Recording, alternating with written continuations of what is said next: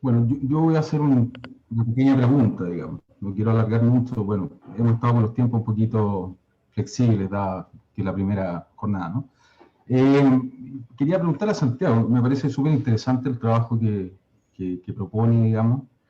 Estuve intentando escucharlo y me surgen algunas preguntas, ¿no?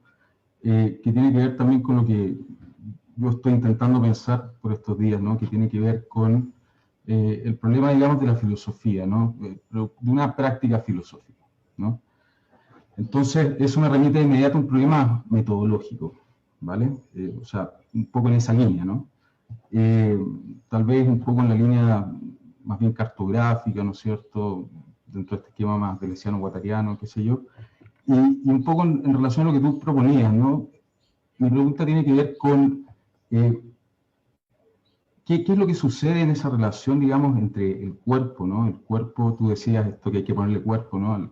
Al espacio, digamos, y precisamente las dificultades que eso tiene en un contexto actual, como el que tuvimos durante el 2020 y probablemente vamos a seguir teniendo un rato más, ¿no? Pero también respecto a una idea de cuerpo, ¿no? Que de algún modo también está un poco cosificada. Creo que en algún momento mencionaste el psicodrama, digamos, ¿no es cierto? Cómo, por ejemplo, la psicología también de alguna forma ha desarrollado ciertas narrativas, digamos, ¿no? Y también tiene ciertos principios de organización que cosifican profundamente el cuerpo, ¿no? Y de alguna forma terminan reproduciendo de otros modos esa relación dual y binaria, ¿no? Entre el cuerpo, a decirlo, el cuerpo y la mente, ¿no? Y en ese sentido pensaba precisamente en el problema de crear conceptos, ¿no?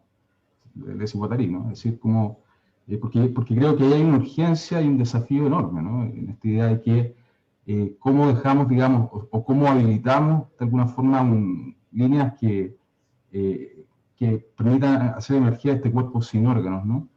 Eh, que se desterritorializa, pero luego se reterritorializa, digamos, de otros modos, ¿no es cierto? En términos, digamos, de estos movimientos conjuntivos y disyuntivos, ¿no? Que también apelan, digamos, a una idea de lo múltiple, de lo colectivo, etcétera, ¿no? Entonces, ¿cómo hacerlo? Estoy pensando en términos súper concretos, digamos, ¿no? Para poder desarrollar una práctica, ¿no? Que tenga que ver con eso, con lo móvil, ¿no es cierto?, con la resonancia, pero que no termine de algún modo, ¿no es cierto?, estatuyendo sin quererlo esta suerte de delimitación y distinción entre, qué sé yo, el cuerpo, ¿no es cierto?, la sensibilidad entendida puramente desde una perspectiva, digamos, de aquello que puede ser experienciado por un cuerpo unitario, ¿no es cierto? Y luego esto otro que vendría a ser, que pareciera ser como una suerte, digamos, de problema, ¿no? O sea, como el pensar, digamos, el concepto, eh, que viene de alguna forma a ser como una suerte de bache o barrera, digamos, para poder hacer que esa sensibilidad, digamos, se lleve a término, digamos, ¿no? No sé si te resuena un poco la inquietud, digamos. Es la inquietud que tenemos todos, esa que estás trayendo. Eh, a mí lo que me resuena mucho de lo que proponés, Pedro, creo que fue mi búsqueda, sigue siéndolo, es parte del trabajo docente que hago, sobre todo por el hecho de que, o sea, habría muchas cosas para decir. Pensar la idea de cuánta vida hay detrás de los conceptos que usamos quienes nos dedicamos a la filosofía. Eso me parece clave. De hecho, lo voy a decir así, o sea, a mí mi vínculo con el feminismo o en algún aspecto con muchas prácticas disidentes y demás, me trajo eso como enseñanza. Es decir, yo voy a hablar de conceptos, o sea, ¿qué es lo que hay detrás de cada concepto que llevo, que porto? Y eso es lo que a mí me resonó, en todo caso, decir, bueno, me corro un poco de Deleuze y Guattari. Necesito otra cosa, otra vida de fondo. Yo justo ayer decíamos, bueno, digo, pensar cuántos de estos autores no conocieron Argentina, o sea, pensando sobre el deseo, por ejemplo. Yo tenía un amigo que citaba a Spinoza y decía la razón en las pasiones, y bueno, pero para Spinoza no conoció Argentina. Entonces, digo, pensar en esa situación desde una territorialidad. Ahora, justo estoy leyendo un pequeño libro que me traía al respecto de esto, que se llama Locus de Enunciación, de Yamila Ribeiro, una filósofa brasilera, y traía, me parecía esto, ¿no? Es decir, desde dónde podemos llegar a pronunciar un concepto y cuánto nos, digamos decirlo, históricamente hemos heredado de que esa idea del concepto es un concepto que hay que inventarlo como nuevo universalmente. O sea, a mí la práctica docente lo que me trajo es que el rizoma se está inventando todos los días cada vez que doy clases y se está creando ahí. Y para muchas personas, esto lo escribimos hace poco, justo con una colega amiga de Chile, escribimos un artículo para una revista de Brasil sobre danza, y decíamos, ¿qué ha pasado que nosotros no podemos bailar ya, si no es que tenemos que estar refiriéndonos a un canon estético para poder dar cuenta que estamos bailando? Entonces, pensar en ese texto, en esa idea que trajimos de que toda danza vale, en cuanto que se inventa como tal, que es muy problemática, pero yo siento que la filosofía mucho se ha encriptado en esa situación. Es decir, que crear el concepto es poder inventar la palabra que nos permita decir, y en todo caso, esa palabra que nos permite decir, por ahí reinventa una vida, redirecciona. Por eso hablaba de que el problema, el concepto como conjuro, aparece reorganizando, redireccionando ciertos cúmulos conflictivos, ¿no? Vitales. Si eso se pierde, yo creo que se pierde mucho de la potencia efectiva real del concepto como algo vivo. Y de hecho es simplemente ir a mirar el capítulo 1 de qué es la filosofía, cuando todo el tiempo están diciendo que los conceptos son, lo que menos son explicativos, lo que menos son direccionales. Entonces, ¿hasta dónde cuando pienso en esto después de muchas jornadas de Les encima, de decir, ¿cuántas cada vez que voy a una jornada de Les me explican a Deleuze? Entonces yo digo, bueno, insisto, esto es una experiencia propia, no estoy diciendo que no deban hacerlo ni nada por el estilo. Digo, ¿por qué me explican a Deleuze? Y yo digo, bueno, a mí me gustaría escuchar por dónde les pasó Deleuze, por dónde los afectó, qué los llevó a, qué les resonó, por qué el devenir es algo, como decía Guada recién, es algo muy real. O sea, por ahí sí podemos tomar criterios, elegir elementos que nos permitan por ahí compartir esos criterios y digo, bueno, sí es por acá o por acá, a mí me resultó esto. Lo que pasa es que en ese punto sí, y esto redondeando la idea, digo, hacer una práctica filosófica acá tenemos un double bind, ¿no? Esta idea de pensamiento. O en todo caso traemos una filosofía súper académica, o entonces si no nos vamos a la divulgación y creemos que estamos haciendo divulgación, entonces lo desprestigiamos por divulgación, es decir, bueno, esto no afecta a nada, esto no inventa nada, no trae nada nuevo. ¿Para quién? ¿Para uno? ¿O estamos pensando solamente en nosotros cuando hacemos filosofía? Porque si para muchas personas de lo que estamos diciendo en las prácticas docentes es totalmente nuevo. Y muchas veces, digo, yo pienso en los encuentros nuestros de filosofía, de antropología de los cuerpos, cuando ponemos en movimiento estos conceptos, realmente esos conceptos como multiplicidad, heterogénesis autopoyética, rizoma, devenir, diferencia, que son todos los conceptos que trabajamos ahí, pero los ponemos en movimiento, han mutado, han hecho cambiar vida, o sea, es decir, elecciones de vida, quizás, insisto, yo no sé si esa es la función, lo que sí ha provocado eso, no por un elemento que permita decir, bueno, a ver, vos tenés que entrar en devenir, bueno, a partir de, dale, vamos, entra en devenir, ¿no? O sea, tenés que generar las condiciones para que algo devenga, algo provoque. Esto implica muchas cosas, implica lo que yo aprendí sí de Deleuze como docente, es generar un misterio, es provocar un enigma, muchas veces los estudiantes vienen a los encuentros, obviamente sin pasar asistencia, no existe la asistencia ni nada, y voy a decir, vienen porque tienen ganas, es decir, vienen porque aparecen las ganas de ver, a ver qué pasa ahí, ¿no? Es decir, hay algo del orden del deseo y de la atracción que generan esos encuentros que tienen que ver con este misterio o esta especie de enigma o generar la provocación de que algo va a pasar y no sabemos qué, por lo que decía Paula hace un rato, ¿no? Decía esto de, bueno, no ha pasado nada, acá al revés, vos venís y sabés que algo pasa, algo va a pasar, no sabés qué es el problema. Entonces, digo, por ahí, que es un poco lo que pasaba, creo yo, por lo que he escuchado, ¿no? De gente amiga que ha estado en las clases de Deleuze, que le he escuchado, ¿no? Y generaba ese misterio. Entonces, digo, creo que lo que nos falta un poco es ese misterio, ese enigma, y que la filosofía se ha vuelto demasiado explícita. Entonces, ahora, esto es insisto, y ahí sí voy con lo que estoy diciendo, eso es lo que yo entiendo, lo que a mí me pasa y lo que yo busco en la filosofía. Yo busco un enigma, un misterio, algo que no sea del orden de lo descifrable. Lo que implica también que después en cada encuentro, en cada clase, yo arriesgue todo lo que soy. en ese punto. Me arriesgo a lo que soy, me arriesgo a pensar, digo, porque si yo ya voy con todo pensado, parece una simpleza, pero si yo ya voy con todo pensado, ¿qué estoy haciendo? Me estoy volviendo una catedral otra vez. Entonces, es muy interesante ver que los conceptos en Deleuze funcionan, esto es clave, funcionan afectivamente resonando en uno y resonando en lo colectivo. Pero eso es muy difícil después de, ¿cómo decirlo?, traducirlo académicamente. O le ponemos demasiada palabra y en definitiva termina siendo algo muy... Redondeo esta idea. El concepto es algo muy simple, quiero decir, es algo muy cotidiano. El problema es que quizás nosotros seguimos pensando que el concepto es algo muy abstracto y muy complejo y muy difícil de alcanzar, ¿no? Porque por ahí quizás si el concepto resulta algo muy cotidiano, como una célula, por decirlo de alguna manera, terminamos desprestigiando nuestra propia práctica. Decir, bueno, entonces no tiene valor lo que estoy haciendo. No, todo lo contrario. Por eso hay que ponerlo en funcionamiento. Y la idea de cuerpo es clave en eso. Por eso creo que hoy por hoy, pensando en todo el ataque que hay de la sensibilidad con respecto a lo corporal, al anestesiamiento, al apuro, por eso lo puse ahí en el escrito que armé para acá, el hecho de constantemente estamos atacando esa sensibilidad que ¿cómo decir?, nos desgana. Es decir, uy, otra vez voy a escuchar esto, otra vez voy a decir lo mismo, otra vez voy a decir... Che, ¿no se cansan de decir siempre quienes investigan sobre lo mismo todo el tiempo sobre lo mismo? No sé, a mí me aburre. Entonces busco otras cosas, ¿no? Insisto, creo que mucho tiene que ver que lo corporal, en definitiva, es un ejercicio de producción sensible de la simultaneidad de los conocimientos. Está todo el tiempo pasando. Y se actualiza ahí todo el tiempo. Y es lo actual virtual ahí, ¿no? Todo el tiempo está pasando.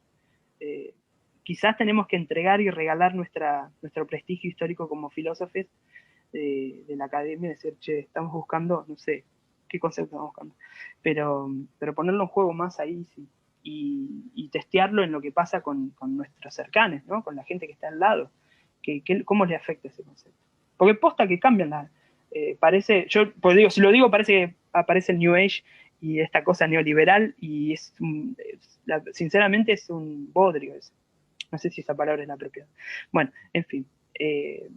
Pero sí, insisto, el psicodrama, las prácticas esquizodramáticas que hemos hecho acá, en las jornadas y demás, con gente que se dedica a la psicología y eso, traen efectos concretos de lo corporal. Eso me parece. Y si adherir, bueno, ya termino, perdón, lo último, pero algo que dijo Wada que me pareció súper clave, el devenir minoritario, es correrse todo el tiempo. Para quienes tenemos estos privilegios, es correrse todo el tiempo. Difícil, ¿no?, de hacerlo, porque queremos explicar y explicar y explicar. Es lo que estoy haciendo, ¿no? Bueno, es justamente. Inevitable, digamos, uno tiende a caer en eso, ¿no? Pero sí, pensaba, digamos, un poco tal vez la idea del conocimiento como intuición personal, ¿no? Y luego desde otro lugar muy distinto, desde otro registro, pero un poco, digamos, el maestro ignorante Rancière, ¿no? También hay otros elementos que están en juego. Pienso tal vez, y esto lo dejo dando botes solamente, ¿no? Pero una idea como una suerte de intensificación sensible, ¿no? Que precisamente se juega, digamos, en esas líneas que van de un lado al otro, digamos, ¿no? Entre el cuerpo sensible, ¿no es cierto?, y estas ideas o conceptos que tienen un nivel de concreción y un nivel de realidad, digamos, ¿no? De empiricidad, básicamente, ¿no? Pero claro, todo eso también, además, sabemos que se encuentra con todas las cortapisas, digamos, ¿no?, de la estructura de poder molar, digamos, ¿no es cierto?, que operan hoy día, por ejemplo, en la academia, digamos, o sea, no cabe ninguna duda, ¿no? O sea, esta es una discusión que uno tiene, por ejemplo, dentro del departamento de filosofía, cuando los analíticos y los tomistas y los clásicos creen que lo que uno hace no es filosofía, básicamente. Y hay mucha honra, por lo demás, ¿no? No lo digo así como desde el malestar, lo digo, bueno, precisamente porque hay un canon, digamos, que pareciera que hay que mantener, hay que cuidar, ¿no es cierto?, hay que delimitar permanentemente, ¿no? Pedro, te agrego algo que me pareció clave para lo que dijiste. Muchos tienen que defender el puesto de trabajo. Entonces necesitan hacer eso. Y creo que esa es una gran trampa de las instituciones. Por eso en un momento en el texto decía, che, todas las instituciones nos entrampan.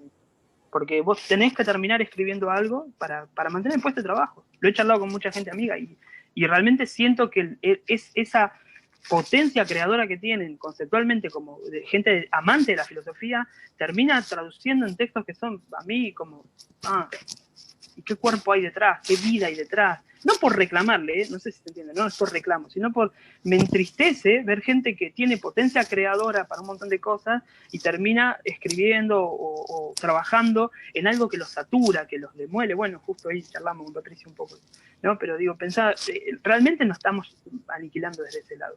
Y si hay algo que aprendimos de diálogos es que los poderes tienen más interés en entristecernos que otra cosa. Entonces, digo, pensar en todas esas cosas, ¿no? En lo propio. Creo que esa es la filosofía vitalista, justamente vitalista. Gracias. Perdón, había Miguel que preguntó algo por el chat, ya voy a leerlo. Dice, no me queda del todo claro por qué la idea del cuerpo es clave en eso. Dice, eso es lo que habla Santiago. No sé, Santiago, si quiere profundizar. Por la idea de, perdón, no te escuché, ¿del cuerpo? ¿Por qué la idea del cuerpo es clave en lo que tú estás...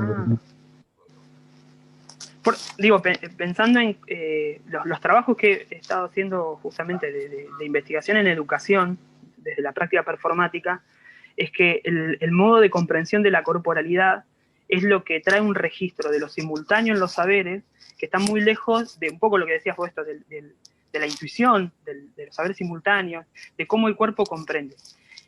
Que además por el saber que aparece, que es un saber muy concreto de la experiencia, que la abstracción o la racionalidad con la cual estamos habituados en filosofía a trabajar, inmediatamente genera lo que Bifo llama esta especie de relación sintáctica, ¿no? Como una relación muy plana, muy llana con respecto a los conceptos, y poca profundidad en cuanto a la encarnación o la puesta en juego de esos saberes corporales en relación a los conceptos.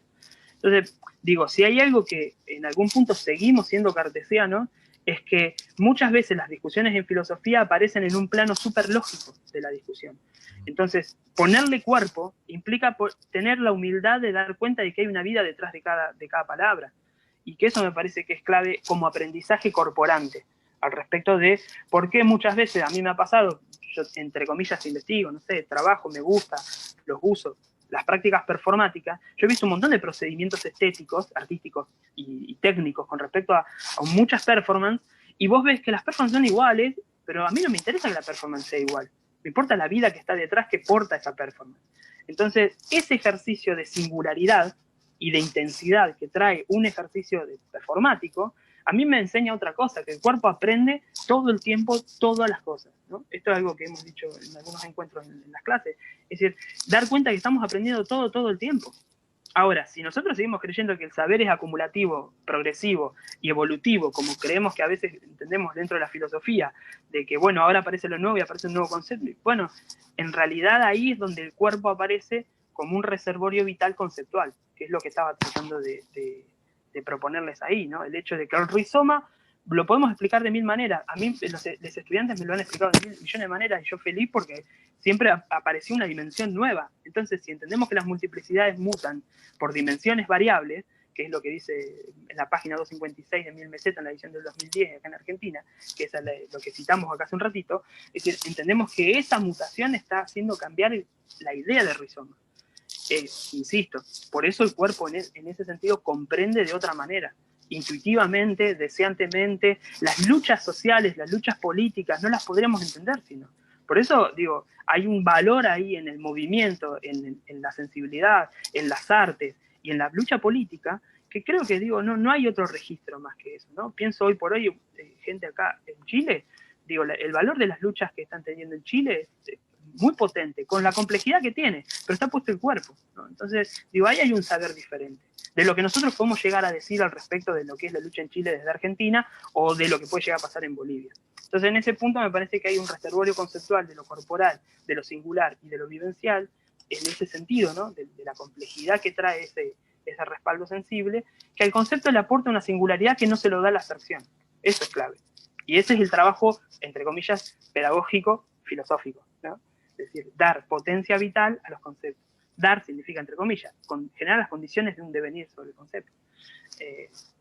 No sé, algo por ese estilo, ¿no? Por eso lo corporal ahí está muy presente. Perdón, terminé hablando un montón. Gracias por el espacio. Mira, Miguel, si nos quedaba más clara digamos, el tema, ¿no? ¿Alguien más que quiera hacer alguna acotación? ¿Que quiera hacer algún comentario?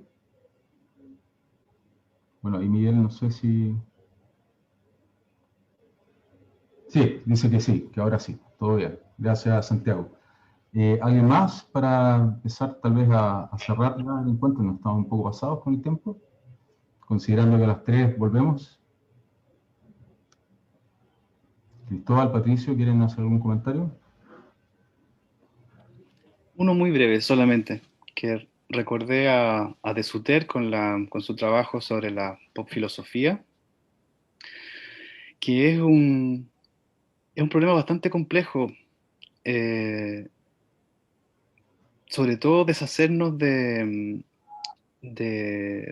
por un lado, un prejuicio y por otro lado, entrar como en conexión con la pop filosofía.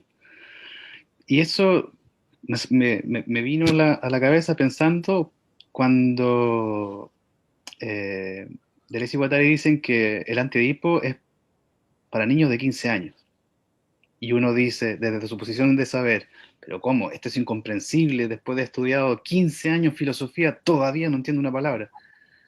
Bueno, ese es el sentido común hablando, saltando detrás de nosotros y también desde una posición que siempre se está desafiando en la filosofía de Deleuze y Guattari, que es la comprensión, la interpretación y todos los rendimientos que podamos hacer como armando religiones o catedrales o sectas, podríamos decir.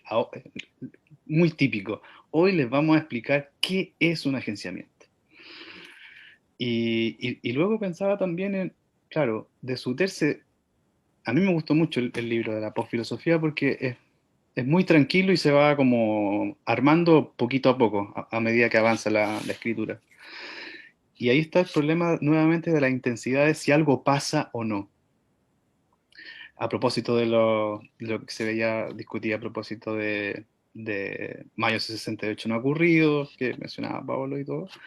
Pero luego, de inmediato se me hizo la conexión con la idea de Sueli Rolnik, a propósito de nadie es telesiano. Entonces, nuevamente como serpentea ahí el camino entre dejarse afectar por la filosofía y tener una, una lectura filosófica como si escuchásemos música y todo eso, que por un lado tiene un riesgo que es llegar a instrumentalizar muy fácilmente esa caja de herramientas. O sea, es como ir a lo contrario de lo que sería una filosofía pop, que es eh, reificar, por así decir, los conceptos y decir, ah, yo creo que es esto y me voy a quedar ahí haciendo patria y, y, y, por decirlo también de alguna manera, cancelar el fluir de sus propios conceptos. Pero por otro lado vamos a estar siempre en ese dribbling entre podríamos decir, nuestra condición de académicos y la posición que menciona Santiago de tener que ir a la reunión con los estudiantes, al encuentro, en una especie de, no sé, como vaciamiento, como cancelar el Entwurf, el proyecto filosófico que nosotros llevamos dentro.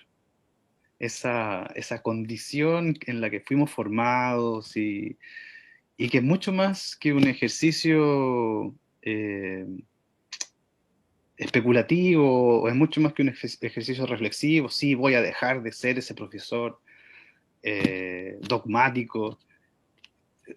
Hay un trabajo sobre todo nuevamente a través del cuerpo, porque de lo contrario uno siempre va a estar pensando ante las creaciones de los estudiantes o esas conexiones que hacen.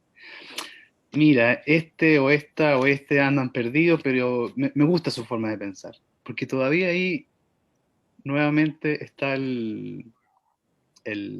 nuestra deformación, o mi deformación podría hablar, de, de, de filósofo y sobre todo formado en las grandes escuelas del idealismo, que por lo demás le hacen un flaco favor al idealismo porque es mucho más rico de lo que se presentó escolarmente. Entonces, uno tiene que, o sea, todos estamos invitados como a hacernos un lugar con otros, pero está el trabajo, diría, esa posición declarada, pero también casi como un trabajo de análisis o autoanálisis o no sé qué otra palabra darle, en el que hay que fustigar a ese narcisismo que siempre está tomando un lugar o se escabulle o vuelve a entrar, porque también gozamos con esa entrada al mundo académico y luego sí, nos puede llevar a la culpa y decir, ah, sí, pero de nuevo estoy repitiendo. Entonces es un trabajo, no sé, es como de largo aliento, es de examen constante, por decirlo de alguna manera. Eso solamente. Prácticas de dirección, diría Foucault, ¿no? A propósito. Bueno, ¿alguien más? Cristóbal, ¿quieres hacer algún...? ¿No? Bien, ¿les parece? Son las 1:28. ¿Les parece si lo dejamos hasta acá y nos reunimos entonces a las 3 de la tarde para continuar con nuestra sesión? Muy bien, quiero agradecerles a los 3 primeros expositores que han sido súper interesantes, sugerentes y ganas de poder seguir interactuando con ustedes, totalmente, se los digo así de todo corazón. Sí, así que ojalá que podamos generar más instancias, digamos, para empezar a colaborarnos. Y bueno, la idea también un poco, ¿no? Esto que ya lo ha hecho Patricio, Cristóbal, un poco también en términos de estas redes, ¿no? Generar estas máquinas que precisamente, digamos, cuya finalidad es el movimiento, ¿no? Más que establecer, fundar, digamos, ¿no es cierto? Sino que posibilitar esos movimientos, ¿no? Así que bueno, ojalá que esto sea un aporte más a eso, ¿sí? Bien, gracias a todos. Nos vemos entonces a las 3 por esta misma vía, este mismo canal. Gracias. Gracias. Chao. Muchas gracias. Gracias. Nos vemos. Chao.